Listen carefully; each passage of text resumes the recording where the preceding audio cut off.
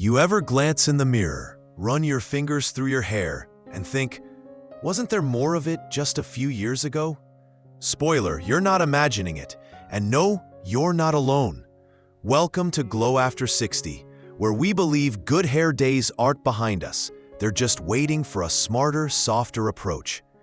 If your hair's gotten a little finer, a little flatter, or just a little more meh lately, you're in the right place. Because today, we're talking about something that's about to make your mornings a lot easier. Heat-free hairstyles that look gorgeous after 60. No more battling with hot tools that leave your hair looking and feeling fried. No more crossing your fingers every time you pick up a curling iron, hoping this won't be the day half your hair decides to retire early. Instead, we're leaning into styles that work with your hair, not against it. Styles that add softness, movement, and a little spark without risking breakage, thinning, or extra stress. And here's the best part. These styles aren't about hiding anything. They're about showing off what's beautiful now, with a lot less effort and a lot more self-kindness. So whether you're rocking silver strands, sandy blondes, or a little bit of both, there's a gorgeous, heat-free style waiting for you. And I'm about to share some of my absolute favorites, including the one I was sure would never work for my fine hair, until it did. Grab your favorite clip, your coziest chair, and let's get started. First up, how a simple braid overnight can turn into the easiest volume boost you've had in years. Tip 1. The overnight braid trick. You know those nights when you just can't be bothered? The ones where your idea of a hairstyle is making it to bed without a scrunchie still on your wrist. Been there, honestly, last Tuesday. Well, here's a little secret. A loose overnight braid can work magic while you sleep. Not the tight, head-throbbing braid we wore for PE class back in the day. I'm talking about a soft, low braid that feels almost lazy. And lazy, my friend, is sometimes brilliant. While you're off in dreamland, that gentle twist gives your hair natural waves, a little lift, and a whole lot of "I woke up like this" energy without a hot tool in sight. And here's the twist. When our hair gets finer with time, the last thing it needs is more heat or tension. A loose braid respects what's there, nurtures it, even. Like a little overnight hug for your strands. You might wake up, shake it out, and think, hey, look at me, still got it. And you do. If you want a little extra oomph, you can even braid damp hair lightly before bed. Just don't overthink it. Messy is charming. Perfect is overrated. And waking up with soft volume you didn't have to work for? Now that feels like a small victory. Next up, the simple trick to fake fuller roots without teasing, spraying, or channeling your inner 80s rock star. Tip 2. The magic of the faux lift. You ever catch yourself flipping your hair at the roots, hoping it'll somehow defy gravity just by sheer willpower? Spoiler, my hair is very stubborn. It doesn't respond to pep talks. But here's a trick, and here's the twist. When our hair gets finer with time, the last thing it needs is more heat or tension. A loose braid respects what's there, nurtures it even, like a little overnight hug for your strands. You might wake up, shake it out, and think, hey, look at me, still got it. And you do. If you want a little extra oomph, you can even braid damp hair lightly before bed. Just don't overthink it. Messy is charming. Perfect is overrated. And waking up with soft volume you didn't have to work for? Now that feels like a small victory. Next up, the simple trick to fake fuller roots without teasing, spraying, or channeling your inner 80s rock star. I wish someone had told me years ago, changing your part just a little, even just half an inch, can fake the look of fuller, lifted roots instantly. No teasing, no industrial strength hairspray, No reliving the Aquanet years. Your lungs and your hair will both thank you. Here's why it works. When you part your hair the same way every day, it naturally flattens there, kind of like how your favorite couch cushion eventually gets that permanent dent. By flipping your part even slightly to the opposite side, you're lifting hair that's been laying low for years. It's like giving your roots a tiny standing ovation without ever plugging in a styling tool. And if you're thinking, but won't it look weird? Trust me, it'll feel a little odd for about 5 minutes, and then you'll catch yourself in the mirror and think, well, hello, volume. Where have you been hiding? You deserve to have hair that looks alive, not hair that looks like it gave up halfway through breakfast. And the best part? If you don't like it, you can just flip it back. No harm, no damage, no weird crunchy feeling. Next up, a simple, chic way to use accessories. And no, I'm not talking about those glittery butterfly clips from 1998. Tip 3. The clip trick that makes thin hair look thicker. You know that drawer in your bathroom? The one full of lonely bobby pins, stretched out hair ties, and at least 3 hair clips you swore you'd use someday? Yeah, mine's practically a time capsule. Turns out, those forgotten little clips can actually be a secret weapon for finer hair. If you use them right, instead of trying to fight thinness with big teased styles. Been there, tangled that. Using a small, sturdy clip to gather just the top layer of hair, lightly, not tightly, can create the illusion of more fullness.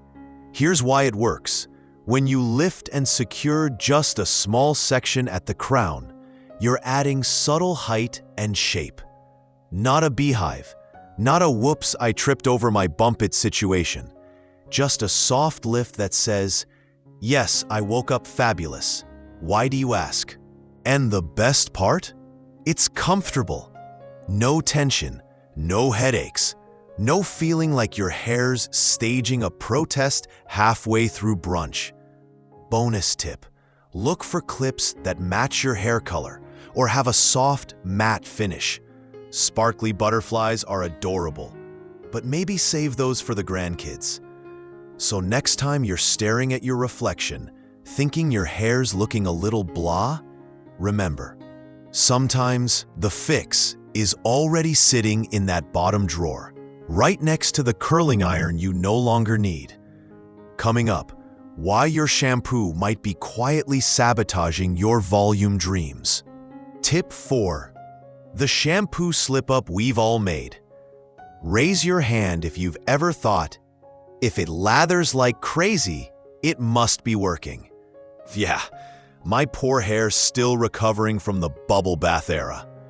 For years, I chased that squeaky clean feeling, scrubbing like I was trying to wash regrets out of my scalp. Because that's what we were taught, right? The more foam, the better the clean. Turns out, all that lather was just stripping my hair and leaving it so flat it could double as a dinner napkin.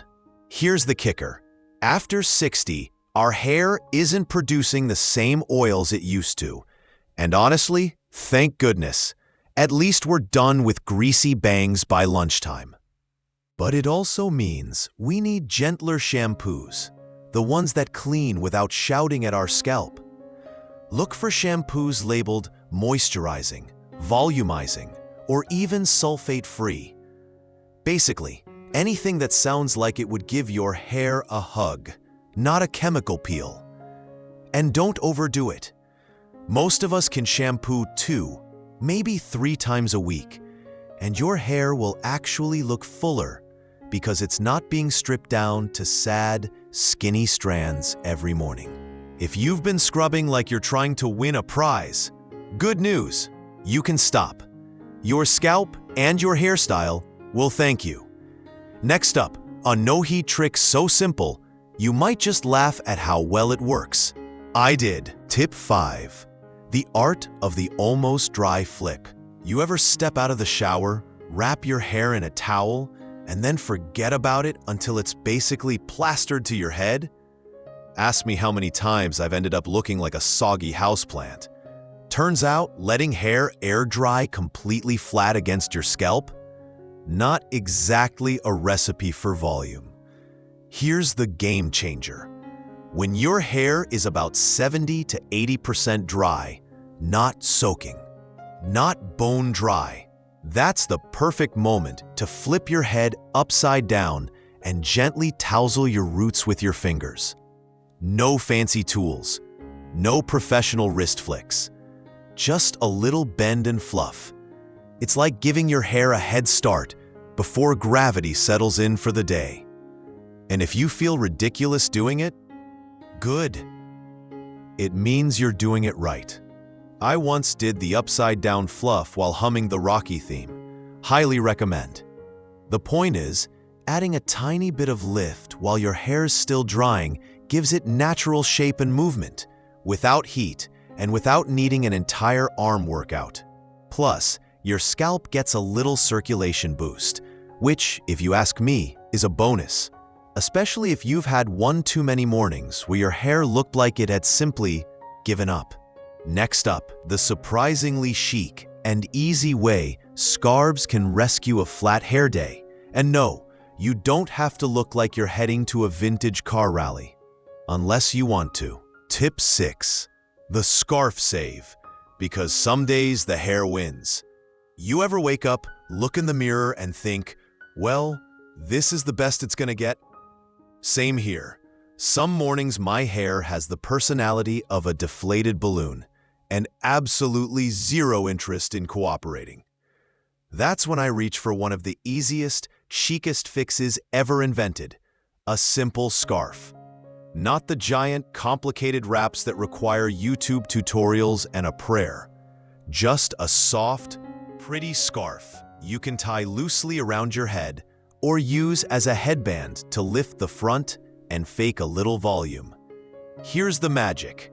Even on a bad hair day, a scarf adds color, texture, and a little, yes, I totally planned this energy.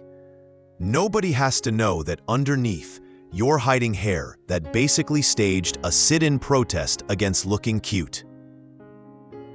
Plus, scarves are gentle. They don't pull, they don't break fragile strands, and bonus, they keep flyaways from sticking to your lip gloss when the wind kicks up. Ask me how I know. Again, it's effortless, it's forgiving. It's the kind of simple upgrade that makes you feel polished without feeling like you tried too hard. Which, let's be honest, is the goal most days after 60. Next up, a quick recap of everything we covered and why heat-free styles aren't just easier.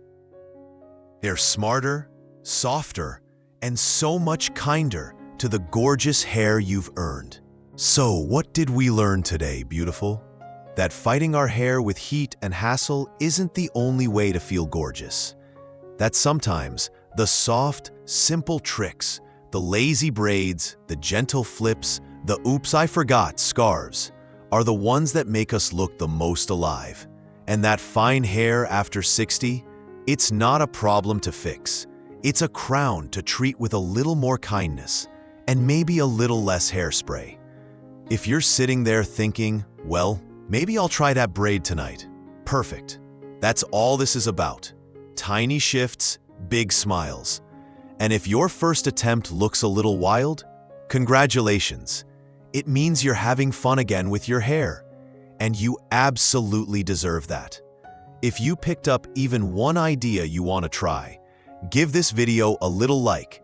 It tells YouTube that women over 60 still want real, joyful beauty tips. And I would love, love, love to hear from you in the comments. Which heat-free trick are you most excited to try? Or tell me your best bad hair day save. I'm always looking for new ideas. And if you haven't yet, don't forget to subscribe to Glow After 60, because around here, we believe your best days and your best hair are still ahead of you. And maybe, just maybe, a few less burned fingertips too. See you next time, gorgeous.